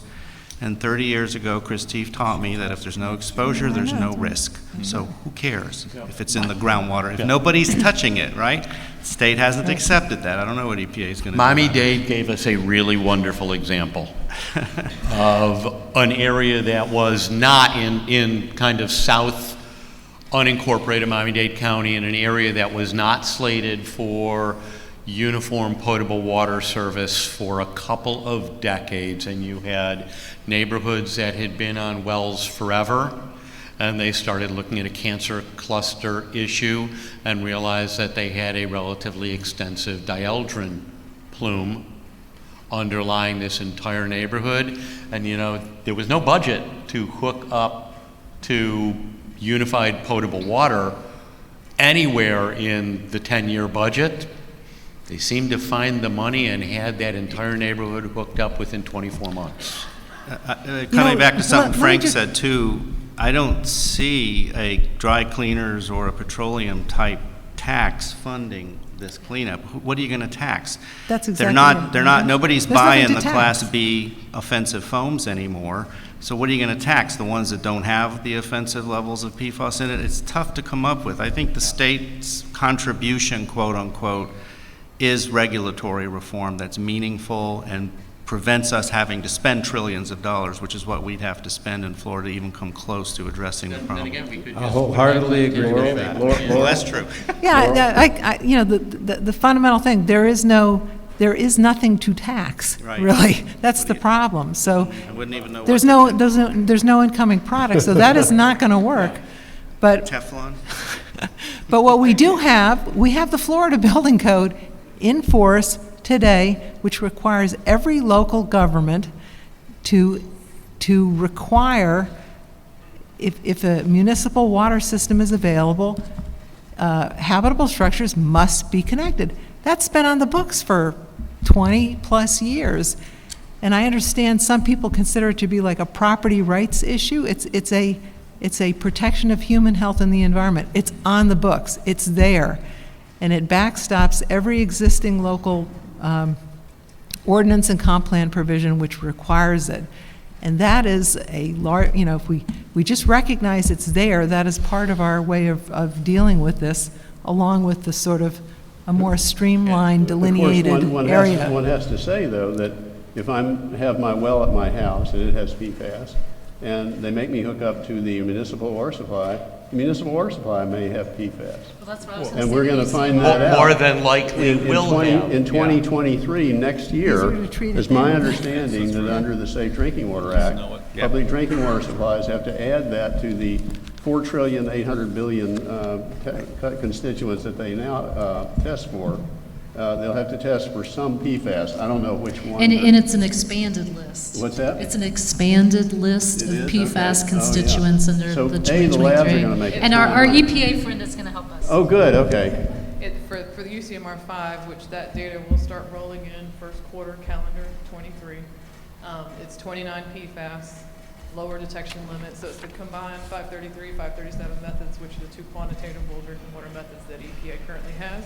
So that's where the 29 comes from. And yeah, there'll be a lower detection limits and way more public water systems than were tested back in UCMR 3 back in 2013 and 2015. So this sampling will be going on for 2 years, starting in 2023 through 2025. So it's just going to be a lot of data flowing in. So I'm not going to ask you to answer this question because I don't want to put you on the spot, but anybody in the audience hazard a guess as to how many municipal water service units will pass that first round of testing? They asked that question earlier. One of the panels they did, right? On Christie's panel, Yeah, didn't they? that's a question for the panel, but go ahead. Yeah, no, but I think that is a good point. Laurel was saying that the solution is the EDB delineated zones, but what happens if the municipal water supply, has concentrations above the combined 70 parts per trillion or whatever number we come up with? I mean, that's really where the rubber meets That's the all road. infrastructure spending. Well, it is. This could be the biggest P3 infrastructure project this state has ever seen. Our answer, Robyn, to that, and that's an excellent question, is back to the risk assessment part. if the department goes through rulemaking or they rely upon the EPA's rulemaking and it passes muster with the stakeholders, which again, department, what are you afraid of? They're lobbying against doing it even as we speak. Why aren't they willing to go through rulemaking? Because I don't think they want to stand up to a Chris Teef and Chris Hearne and some of the other people that are out there that are going to scrutinize everything they do. But setting that aside, let's say they come up with a standard that passes muster, right? Then you go back and look where there's actual risk. And if a public water supply is contaminated, I would be the first to say, let's deal with that. But if it's not, then go away. Yeah, I think it's that simple once this more difficult question of what is acceptable risk is answered. And that hasn't been. EPA, God bless them, great friends at EPA, have been studying this for almost 20 years. They could not agree on a standard. That's why they came out with a unenforceable, read it, it says it right on the top. This is not enforceable health advisory. And that's when there were scientists on the science advisory panel board, right? Now there are again. There were business people there the last 4 years. It was just a small hiatus. Yeah, small hiatus, but they're studying it and they still don't have a number, okay? I hope they'll come out with one. Why don't they have a number? I don't think it's because there's no will to find one, because the scientists don't agree. The Chris Teefs of the world don't agree on what the risk level should be using standard, generally accepted risk assessment principles. So how do you expect the rest of us to deal with that, right? It's a nearly insurmountable task is before us here. I asked the same question to the Chris Teefs panel this morning or this afternoon, and I'm going to ask it to you. How many of the Safe Drinking Water Act public water supply systems which are tested will pass for PFAS? 0 to 100. Pass. How many will pass? 50. Huh? 50. 50%. Which was basically what Chris said. Yeah, right? 50%. What do you think, Ralph? Yeah, that's probably right. 50%? Well, absent a standard, it's hard to tell what will has pass to Yeah. or not. Yeah. But have some problematic detection, I'd say probably 20 or 30 will pass that. 20 or 30%, or 20 or 30? 20 or well, it's 100. So 20 or 30%. Yeah, okay. Ron? Yeah. The failing number goes up and up and up as science advances and Yes. laboratory, not just testing methodologies, but it's going to just balloon up. But just in the 2023 testing, what do you think? Half and half. You think half and half? And I was going to refine my answer if it's That okay, doesn't mean Laurel. it's not there. That doesn't I mean think it's not there. There's 50% will have detectable levels. Detectable levels, that's probably Yeah. true. I- Yeah, I think almost all of them will have detectable levels. All the big systems, and especially the populated areas, will have detectable levels. I really do. I think a lot of them will, because there's so much out there. Yeah, and the question is, what is detectable? Right? Yeah, exactly. There was one thing on due diligence we didn't talk about. I mean, we were talking more, it seemed like, about sampling, like groundwater and, an obvious source like a fire or something like that. But I know, do we have people from up in New England, up north here? A huge issue that's been identified up there. I mean, there are zillions of dairies that have been just decimated because of all the biosolids that have been spread. Is a good deed, right? To help fertilize the soil for the cattle. And I don't know what kind of analysis has been done of that issue here in Florida. They don't require it. I've got a case right now where I'm opposing a biosolids disposal site, 500 acres in a rural county. The department doesn't require them to test for PFAS. In fact, it's one of our issues challenging it. It's fascinating. And we know it's in there. It's in wastewater. Biosolids are a huge problem because they've concentrated it all. Right. We have concentrated it all by eating and making biosolids. And some of those sites are just horrendously non-controlled in my view. I'm surprised. Yeah. I would hate to be the one trying to license that, but Yeah, I just saw something in one of the, inside EPA rags about the wastewater industry petitioning to be excluded or exempted from any liability as a result of the distribution and use of biosolids, because I think that's going to be a massive, massive issue. Wait till all the adaptive, all the reuse water, all the purple pipe water Yeah. has to start. And I have a slide in my presentation, and EPA has been looking at this very issue of wastewater and biosolids and actually has some guidance on it. Take a peek at that. Yeah. Yeah? Yeah, any of that. Would you say something? Oh, Well, it's a little out of sync now, but for the TRI, the 0.1 and the 1% de minimis goes back to 2021. So that as we were required to add PFAS based on the National Defense Authorization Act in 2020. In 2021, they amended it to PFOA and went down to 0.1%. That was the definition of de minimis for that year, for that reporting year, and all other PFAS were 1. I don't know what our proposed rule this summer is. It may just totally take de minimis out. Our talking points on that are that we're looking to eliminate the de minimis maybe altogether or lower it from those two numbers. So, Very helpful, thank you.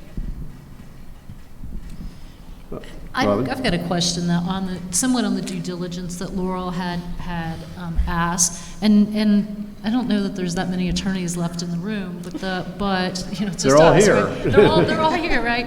But one thing that I'm seeing in transactional documents is either the definition of hazardous substance in the transactional documents incorporates PFAS in it, or they have a prospective definition that anything that's currently regulated as hazardous substance or ever in the future regulated, or they defined environmental regulations, environmental laws as anything and everything now and anything and everything in the future. And that's something, again, I don't know if there's any attorneys in the room, but look for that in your documents. Don't agree to that, because I know that you had asked when do we think on the federal level that the definition of hazardous substance is going to include PFOA and PFAS. When do you think that will be? 1 year, 2 years, 5 years? I'm back of the Christieff thing. If it's between 1, 5, and 10, I think 5, maybe 3. I don't know. Okay. Is that fair? Yeah, and especially when you consider the challenges that are going to be inevitable. My friend's not going to like me anymore. Yeah, there's Well, going to be Adopted standard, massive, that's right, because any standard is going to get challenged. massive Right, exactly. industry Yeah, groups. Right. You That's name why I it. picked 5. Yeah, I I see. think 5's reasonable. Well, and of course, once it's adopted, if it becomes a CERCLA hazardous substance, then it sort of automatically rolls into Florida, the way that our regulations work. It sort of automatically rolls here. So where do you think we'll be next year? What will be the issues next year? Will they be any different than they are this year when we have our panel next year? The PFAS Forum 3? P3? P3. P3. Yeah, P3. Well, we're still working, as Laurel and Jorge can tell you, still working on legislation. What we were asking for was a complete immunity, particularly in those contexts. For example, some of my beloved clients in the airports who were mandated by the government to use it, or their airport would be shut down. In keeping with the gentleman's comment, why should they be liable under any circumstances when, the whole feds made them do it. Fed made them do it, and the economy would shut down in Florida. Think about it, if every commercial airport had to stop doing that or wouldn't be licensed, and FAA offered them no alternative. So we're going to continue to work on liability protection, funding, regulatory reform, but the department theoretically has 2 years to report back with a standard. I think they're anxiously awaiting EPA's action. Howard, you want to add to that? So where do we think we'll be next year? Next year. I think we'll be discussing why the AG's office is surprised that they've been removed to the multi-district litigation, number one. I think we will hopefully be having conversations either through the Contaminated Media Forum or just in general about moving towards a scientific standard with Laurel's beautiful litigation, moving towards a scientific standard in the coming future. I think EPA will still be working on a scientific standard, and hopefully we'll be starting to discuss infrastructure fixes to get rid of the higher exposure risk groundwater issues. And again, there's no budget for that. If you could think of a more perfect P3 public-private infrastructure project, you'd have a hard time imagining it, because that would, we could probably get an untold number of infrastructure firms to come out and connect for 20 years worth of money and off of the fee. That brings it to mind, one of the great programs that cleaned up surface water, at least in Florida and throughout the nation, was the Clean Water Act grant program back during the 80s, in which cities and counties could get a grant and many of them built their first treatment plants using those grants. I mean, I worked on a number of them. It was a ton of money, but this would be a similar grant program, maybe to add an element of treatment that might address this and some other troubling contaminants. But it would have to come from the federal government. It's too large of a pot of money. But it isn't, in a way, it's probably more money than those were, because that was during the 80s.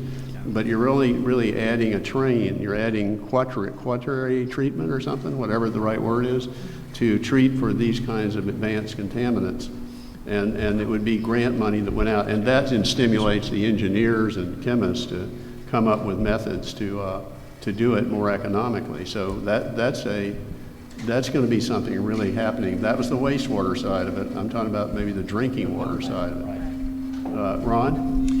Yeah, I think a lot of these kind of crystal ball issues we've been talking about, Frank, we're not going to see much clarity, if at all, over the next year. We'll be talking about the same things that we're talking about right now. You're so optimistic. Well, it's just a route. We've been through this before, right? This is the latest and greatest. Well, Yeah, that's what I was going to say, We've been through it Ron, before. is we're going to have more questions than we have answers, because we're going to be sampling for more types of PFAS. And, so we expanded to 29, is that on that list?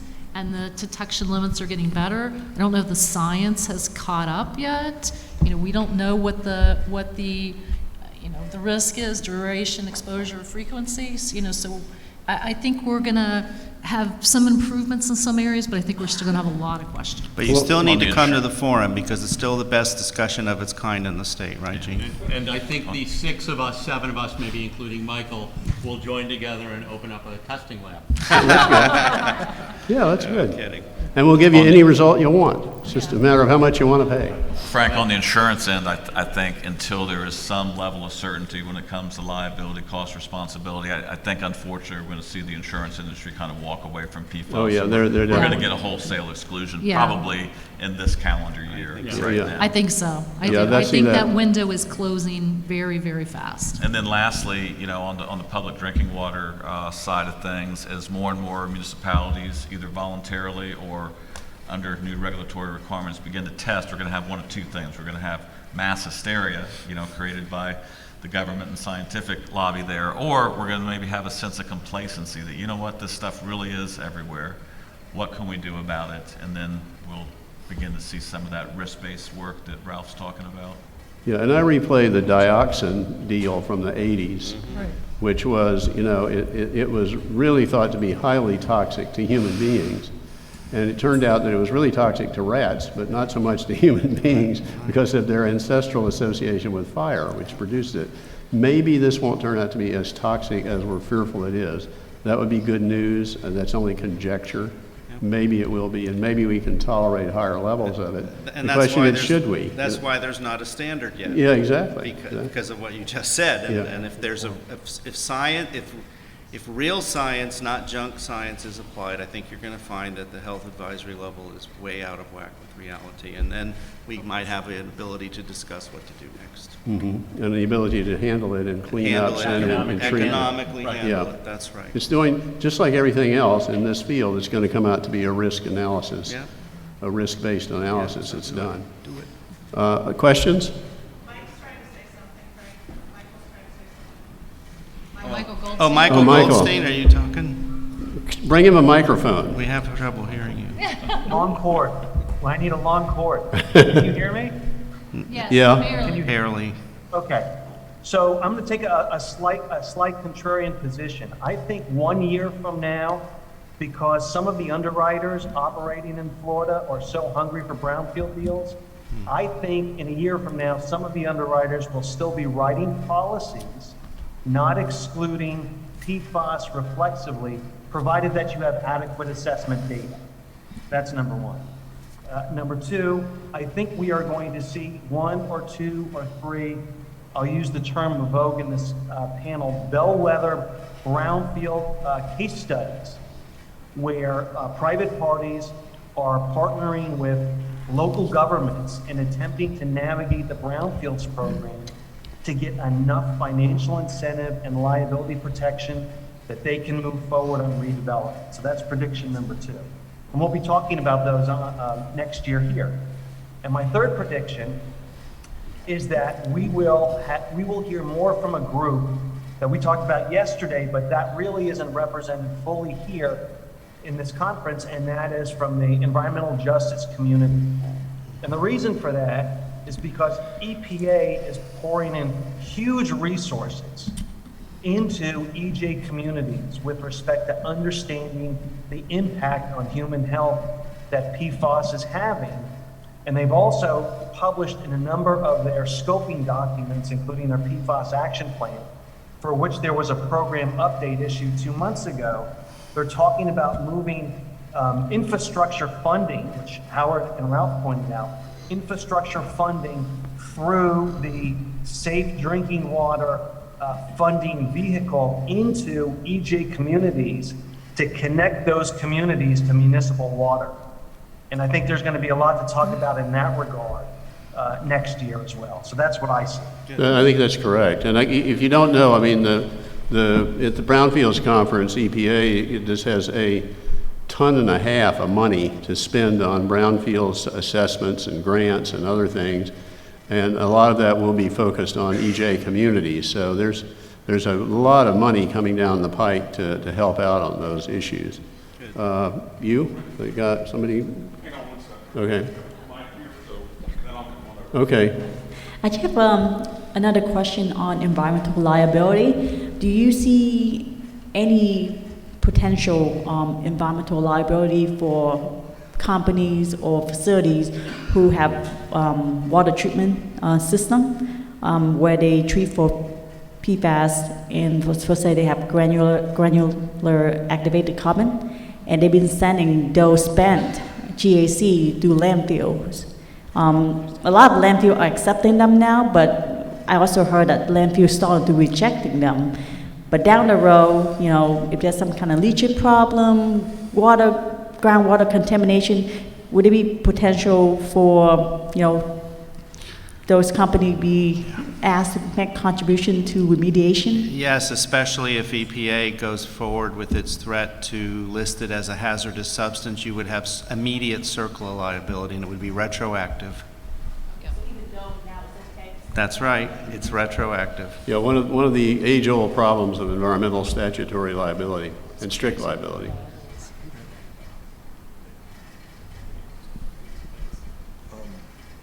Regarding the insurance and underwriter position, the insurance industry, historically, the easiest thing for them to do is to punt immediately. What we're seeing is they will put a broad PFAS exclusion on everything, and people will have to, there'd be a lot deeper dive on the underwriting side to see if they can, and if they can't. We just had an account where they included the BI and PD coverage, but excluded cleanup, for example. And Robyn, if you're one that you just did, if it's not too late, I would highly suggest negotiating a multi-year policy for them so that you can beat them out. The two that I did in 2021 were 10-year policies. That's the longest that the market would do. One that Ron and I did together, initially the quote that came back had a PFAS exclusion, and we, in the underwriting process, were able to convince them that the risk was low and that the particular site we were dealing with, you know, shouldn't have that exclusion. So we were successful in doing that. And the panel was discussing earlier before this that, you know, it does have the standard, what I call government mandated no dig language. So you can't go out there looking for it, unless a regulatory agency sends you a letter and tells you you must look for it. So that's, a fairly standard provision in environmental insurance. So 10-year is the longest that the market that we could get. I just got a policy on a South Carolina site where there were 3 identified PFAS groundwater mini plumes. Those are excluded. Right. Rest of the site has no exclusion. But you get to the governmental mandate. If you discover PFAS on your site and you can't get the government to mandate you do something about it, you need to find a new job, honestly. Well, there's an interesting history here that you need to think about, and maybe I'm the only one old enough to remember it. But originally, businesses were insured by something called the Comprehensive General Liability Act, which was made to cover all your liability. And it had in it, people bought these, and they were occurrence-based. You bought them year by year by year, and you could go back and collect on that if you found something that started in the year it covered. Well, and so when all of the environmental things came up, and CERCLA came up, and all these liabilities in the 70s, they started doing what they called a pollution exclusion. It wouldn't just exclude PFAS, it excluded all kinds of pollution. Absolutely. And there were different versions of that exclusion in different companies' policies that went through a lot of litigation. In many cases, they still had to pay, okay?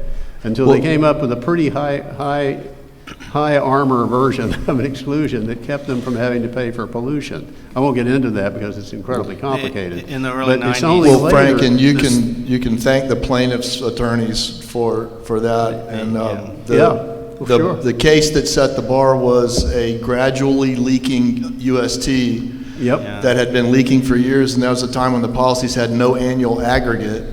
And a very creative plaintiff's attorney convinced the judge that each individual drip that dripped out of that tank was in and of itself a separate and complete sudden and accidental occurrence. Right. The pollution exclusion first used, it had to be sudden and accidental, meaning that you had a tank that kablarped and fell out all over the place.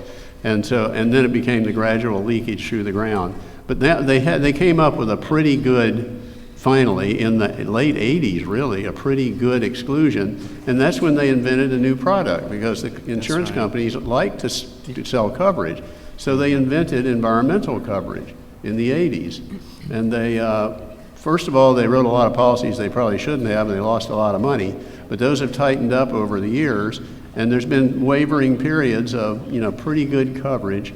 But whatever you do, when you go to get environmental coverage, through your broker, and you go to 5 or 6 companies, you get a manuscripted policy, which means you can negotiate the very language of the policy.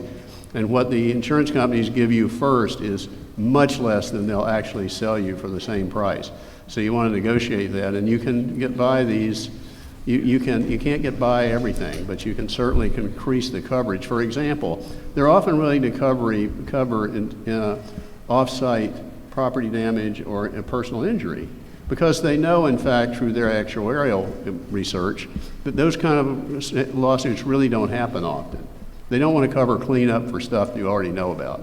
But that's an extremely important part of any transaction today, especially for lenders who are feeling crazy, or tenant, because it helps them control liability.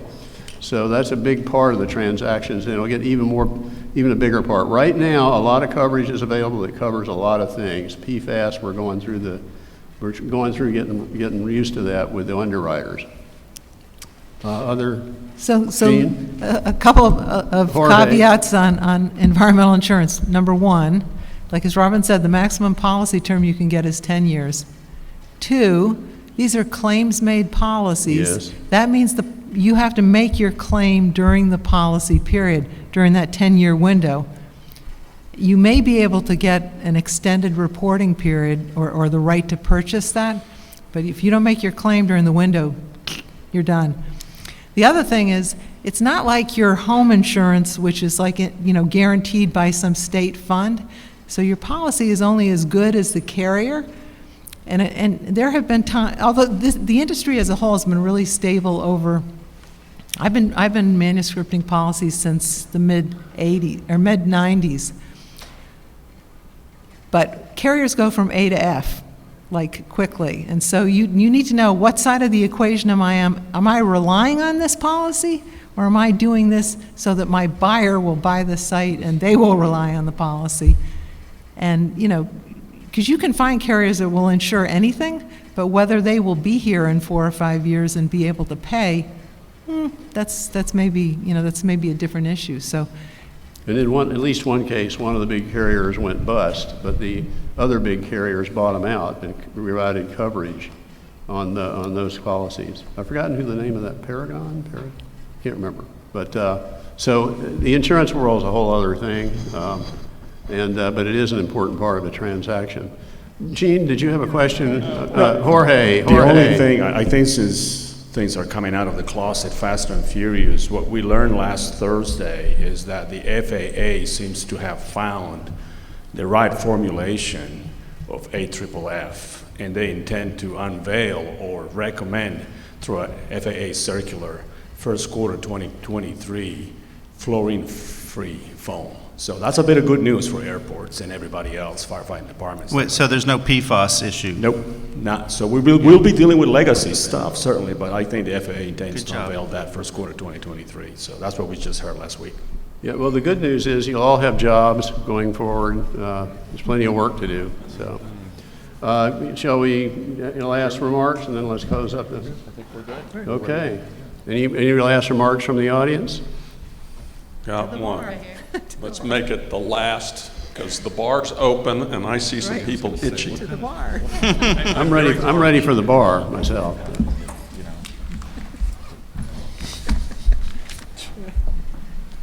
Don't worry, this will only be about 15 minutes. I'm Clint Noble with CDM Smith. I've been fortunate to work with 3 of the attorneys up there, and unfortunate 2. I won't tell you which one it is. But no, I can make the general claim. In CDM, water is our bread and butter, water supply, wastewater, and we've been doing for municipalities across the United States, or not too many, that want to be proactive about the PFAS issue, actually sampling, even though there isn't a regulatory requirement. And from what I'm seeing is, most of the time, it's detected in all sample locations. It's above the laboratory's current method detection limit. Less than 70, yeah, usually. But 20, 30, yeah? Mm-hmm. So depending on which way that number goes, could be, and I'm talking about not treated water, I'm talking about, raw water that's coming into the plant, so. And then I had a quick comment about going back to the reopener thing. I just think that we probably don't have time to get the lawyer's input, but the reopener thing with DEP, I've gone through that several times, but in most cases it seems to be something not pushed by DEP, but pushed by a municipality or during a property transaction and the property's being switched use, and somebody has an interest in making sure they don't have to, they don't want the liability of cleaning something up, so then they'll petition DEP to reopen it, or have their lawyer do that. That can certainly and so happen. for PFAS, you think about that, if it's everywhere, how many, I don't know, could be a reopener bonanza in a few years. That can certainly happen, by far. Due diligence, but Thank you. Well, with no further ado, we'll adjourn. Thank you. Thank you. Thank you, Michael, for joining us. Bye, Michael. Recording stopped. A good time was had by. He has such thoughtful things. Because I wanted to know what his 3 predictions were for next year. I couldn't hear them. I think we enjoyed it. Good job. Yeah, you tell him to write it down.